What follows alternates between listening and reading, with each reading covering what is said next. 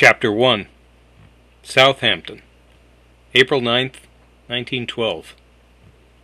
I am just a peach.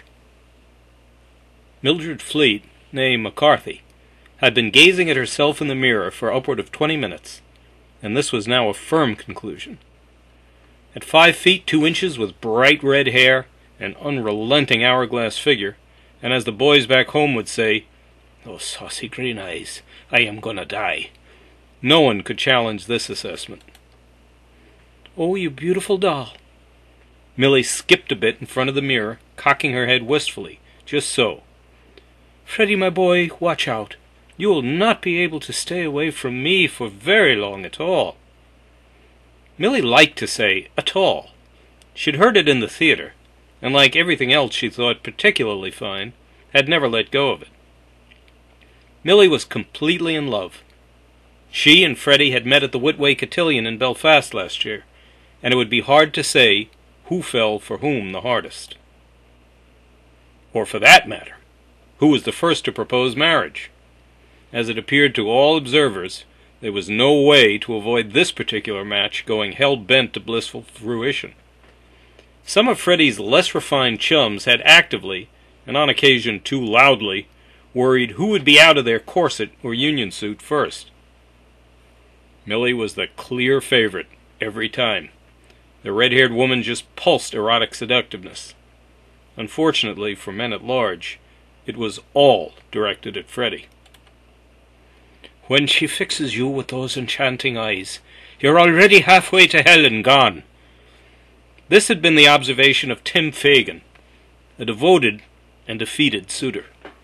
When Tim finally had to direct his ardor toward other pretty, if less selective women, he let it be known that he was one of the few who knew of Millie's local reputation as something of a cailleach, or witch.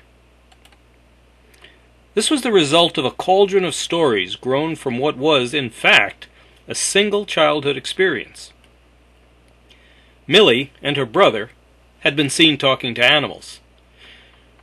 While that's not particularly odd in children, in this case the animal had answered in the local Gaelic. What the breathless white-faced villager who had raced back with the story had added was that the animal they were conversing with was a 6-foot-tall lady crab. When he related wide-eyed that the crustacean had then vanished in a blaze of light, the credulous had crossed themselves and murmured a prayer to St. Anthony, while the rest had dismissed the entire tale as a poteen-fueled delusion. For their part, the children consistently denied the story. Just the same, neither was observed to much relish a dinner of shellfish thereafter.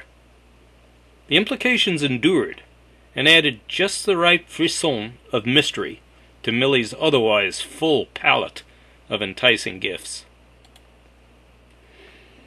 The wedding had been a brilliant affair. Millie, glistening in white, Freddie in a rented but distinctive morning suit. Freddie's parents were in attendance, as was his incredibly ancient and austere grandmother, who, and Mildred just found this too hard to believe, but it was true, had been kissed by Napoleon Bonaparte while still a child in the Italian colony on the island of Cape Verde. Grandmamma, who had never lost her accent, despite nearly 3/4 of a century in England, was 96 and looked like she'd last the full century. Or two. Her most recent contribution in a lifetime of pithy advice to Freddie was, "Watch you money and you friends, or maybe you wear the horns. This kind pretty girl always causes the big trouble, my Freddie. You watch yourself." No matter. 1 year after the wedding, Millie was still madly in love, and with the same man. Hence her impulsive shopping trip to Harrods earlier in the day. Now, feeling impish, she glared down at her prize, wrapped up prettily. Never mind that somewhat inappropriate bright polka-dotted pink ribbon at top. It was too late to do much about that now anyway. "Oh, I do think it charming. Freddie won't mind at all." She hummed merrily as she heard the rattle of the key in the door of their flat, and then the familiar swooshing of Freddie's greatcoat. It was still chilly for mid-April, and she always made sure he dressed warmly. When Freddie switched on the lights, Millie lit up as well. "Happy anniversary, my ready Freddie! Come here and give your baby a squeeze." Freddie did not know why she had begun calling him this, but like everything else this darling woman did, he liked it. He swept her up in a moment into that always delicious embrace. Spying the wrapped package, he prompted, "Now what has my little Millie gone and done, eh?" And so saying felt for the garnet-set tortoiseshell hair-comb he had gotten in his pocket. He hoped it matched in value and love whatever his exuberant little wife had gotten him. "Oh, just nothing that won't make you, the most going-some sailor on the Atlantic.